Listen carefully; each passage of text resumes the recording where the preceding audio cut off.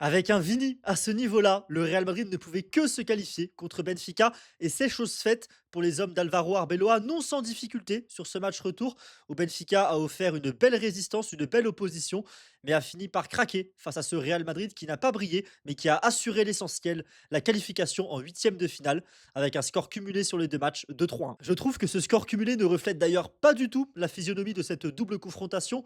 Il y aurait pu avoir beaucoup plus de buts au vu des défenses qu'ont proposé le Real Madrid et Benfica, qui ont été souvent aux abois, en difficulté sur cette double confrontation. On a eu de grands gardiens, Troubine à l'aller qui a fait beaucoup d'arrêts, Courtois ce soir qui a encore sorti un grand nombre de parades décisives. Une double confrontation de gardiens et dominée par deux joueurs du Real Madrid, clairement Vinicius Junior, double buteur, et Aurélien Tchouameni, double homme du match sur cette double confrontation. On parlera du français un peu plus tard dans cette vidéo. On va commencer comme d'habitude par présenter le 11 choisi par Alvaro Arbeloa pour ce match. Pas de Kylian Mbappé blessé, pas de Dean Howson non plus par rapport au match aller. Les deux sont remplacés par Gonzalo Garcia et par Raúl Asensio. Des choix logiques de la part d'Arbeloa qui n'a pas spécialement bien préparé sa rencontre, ou en tout cas bien préparé ses joueurs quand on voit l'entame de match désastreuse du Real Madrid dans cette rencontre. Le Real Madrid qui a su se montrer dangereux offensivement presque uniquement par le biais de Vinicius Junior qui a encore réalisé un grand match. C'est lui clairement l'homme du match, l'homme de cette rencontre.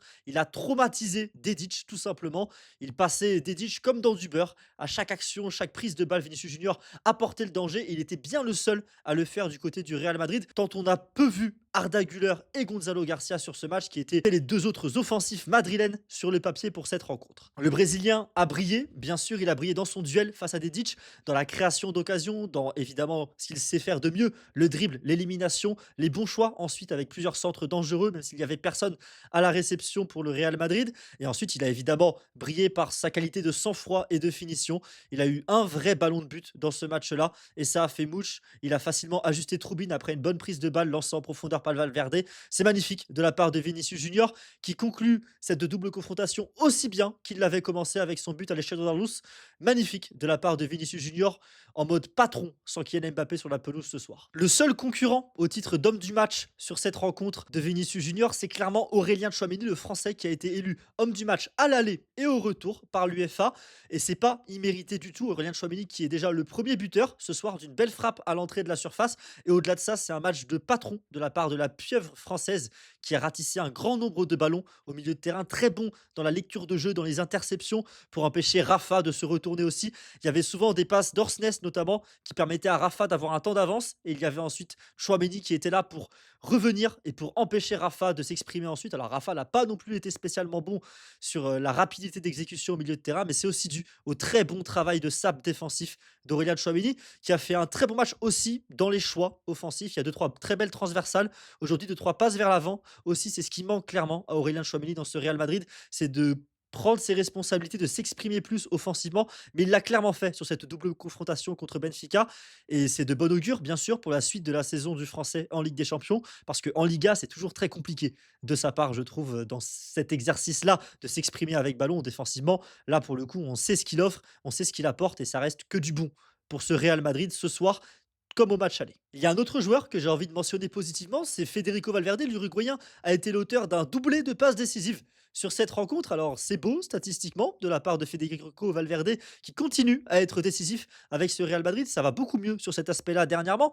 Alors ça résume pas son match clairement. Je pense que son match est loin d'être parfait. Il y a beaucoup d'approximations techniques. Je me rappelle notamment d'un centre qui finit complètement en 6 mètres et juste après il y a une passe facile qui est ratée de la part de Valverde. C'est loin d'être un match parfait, mais les moments où il fallait être décisif, il fallait faire le bon choix, il l'a fait, notamment sur la passe en retrait pour Tchouaméni, hein. Il aurait pu centrer fort devant le but et non, il voit Tchouaméni, il lève bien la tête, il glisse le ballon parfait dans le bon tempo et Tchouaméni n'a plus qu'à frapper. Il le fait de belle manière, certes, mais la passe de Valverde est parfaite. Après, en seconde période, sa deuxième passe décisive, c'est simplement lancer Vinicius Junior en profondeur. C'est pas la passe la plus difficile de sa carrière, mais il l'a fait bien dans le bon tempo, la bonne puissance. Donc bon match quand même, bien sûr, de Federico Valverde qui a été décisif, mais il faut pas non plus se laisser avoir. C'est un petit peu en trompe-l'œil parce que sa rencontre est loin d'être parfaite. Il y a un homme qui a été parfait sur cette double confrontation côté Real Madrid, c'est évidemment Thibaut Courtois, le gardien de but du Real qui a été exceptionnel à l'aller avec plusieurs parades et évidemment exceptionnel aussi sur ce match retour. Il a été excellent, il sort un arrêt qui vient de nulle part sur cette tentative de contre son camp d'Asensio qui au final est poussé au fond des filets par Rafa. Ensuite, il y a un énorme arrêt aussi de la part de Courtois sur une frappe de Richard Rios. Un match encore une fois exceptionnel de la part du portier belge qui rassure toujours la défense du Real Madrid qui, elle, pour le coup, n'a pas du tout été bonne sur cette rencontre. On va y venir sur cette défense désastreuse du Real Madrid, à commencer par Raúl Asensio, le malheureux blessé, sorti sur civière et emmené à l'hôpital. On espère que tout ira bien pour lui. Mais en tout cas, son match, lui, n'a pas été bon. Espérons peut-être même qu'il ne s'en rappelle pas. Ce serait pas plus mal, je pense, pour Raúl Asensio, qui a réalisé une performance absolument cataclysmique sur cette rencontre. Il a mangé petit pont sur petit pont. Il est fautif clairement sur le but de Benfica parce que il a choisi d'intervenir sur le ballon. Et ben, il doit mieux faire. Il doit la pousser en corner, tout simplement. Je dis pas que c'est la situation la plus simple de sa carrière, ça c'est sûr, mais quand même, il doit mieux faire plutôt que de mettre Courtois en difficulté et ensuite ça donne un but à Benfica.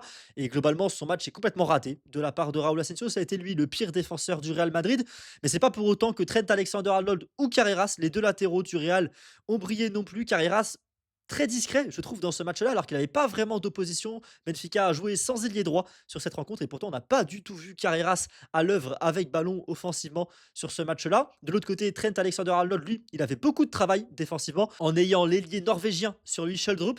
Ça a été très très difficile défensivement pour Trent Alexander-Arnold qui s'est fait mélanger tout le match, tout simplement. Mais bon, ça a tenu quand même, puisqu'il n'est pas fautif sur un but. Il aurait pu l'être au vu des nombreuses incursions du Norvégien de son côté. Il y a d'autres joueurs à vocation défensive qui n'ont pas été bons du côté du Real Madrid. Je pense notamment à Eduardo Camavinga qui est clairement fautif sur le premier but, sur le but encaissé pardon, de la part du Real Madrid parce que bah, il est un petit peu en train de flotter finalement, il ne fait pas un choix et du coup bah, ça lui donne un temps de retard sur l'action qui est décisif et qui du coup fait mal évidemment au Real Madrid puisque ça permet aux joueurs de Benfica sur l'aile droite d'avoir du temps, d'ajuster son centre et ensuite bah, on sait ce que ça a donné puisqu'il y a but sur cette action de la part de Rafa. Je viens de mentionner Camavinga, il y a aussi un autre milieu de terrain du Real Madrid avec lequel j'ai eu beaucoup de mal sur sa prestation. On l'a tout simplement pas vu, c'est Arda Güler, il a été complètement invisible sur cette rencontre, il a traversé le match sans qu'on ne le voit presque jamais. J'ai comme seul souvenir d'Arda Güler ce but refusé pour hors-jeu, un hors-jeu très, très limite. Je trouve vraiment que, même en tant que supporter de Benfica, ça dénature clairement le foot, ce genre de hors-jeu d'un millimètre. Après, c'est la règle et la règle. Visiblement, il y a hors-jeu puisque Thomas Araujo ne couvre pas l'épaule de Gonzalo Garcia sur ce but.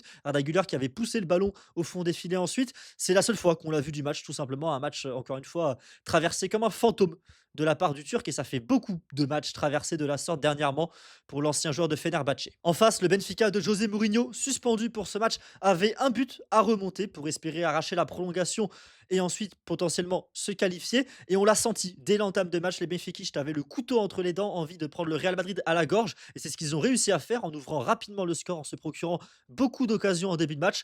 Malheureusement, tout a été gâché par une terrible erreur de débutant de la part d'Otamendi qui a pourtant 38 ans. Une erreur terrible à la relance qui rend le ballon au Real Madrid qui marque ensuite juste après l'ouverture du score de Benfica.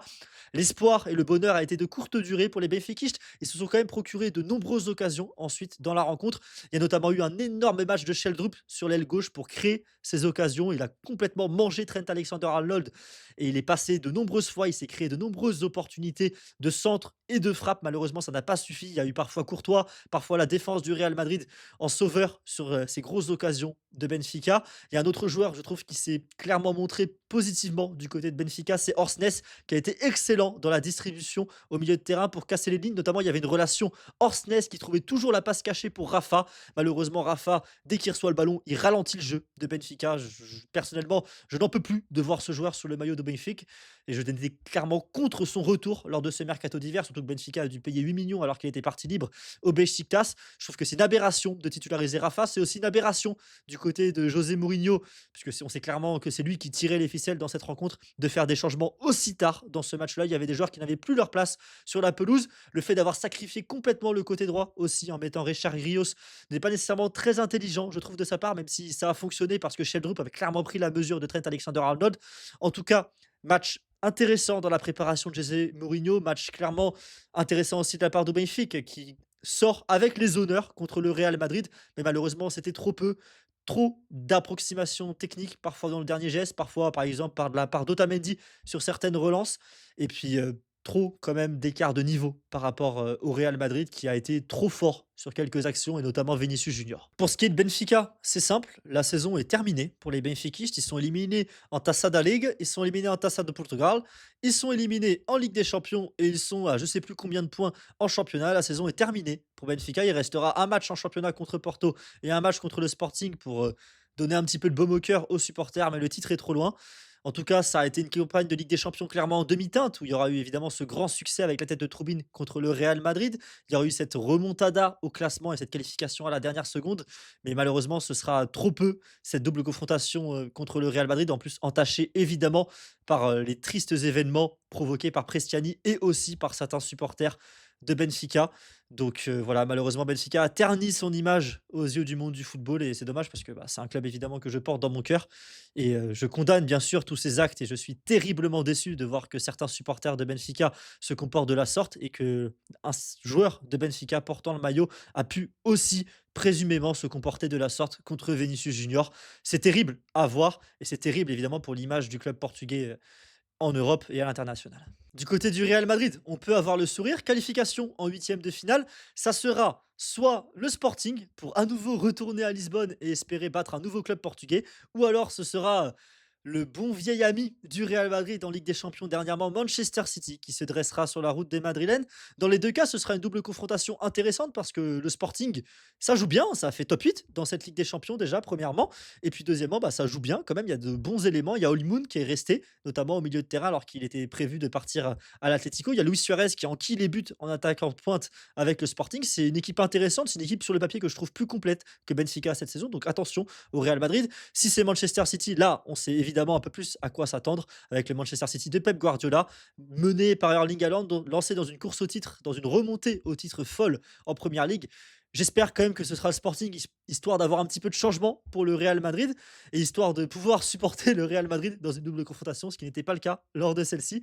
Ce week-end, en tout cas, ce sera Retafe pour le Real Madrid. J'ai dit ce week-end, mais ce n'est pas exactement le cas puisque ce sera lundi soir, le match contre Retafe, un match qui se jouera normalement sans Kylian Mbappé et avec donc de nouveau Vinicius Junior en patron face au bloc bas de José Bordalas. Merci à vous d'avoir regardé ce débrief jusqu'au bout. Dites-moi en commentaire qui est votre homme du match. Est-ce que c'est Vinicius Junior? Est-ce que c'est Tchouaméni? Est-ce que c'est Courtois ou Valverde? Est-ce que c'est quelqu'un d'autre? Dites-moi ce que vous avez pensé de ce match, de cette double confrontation.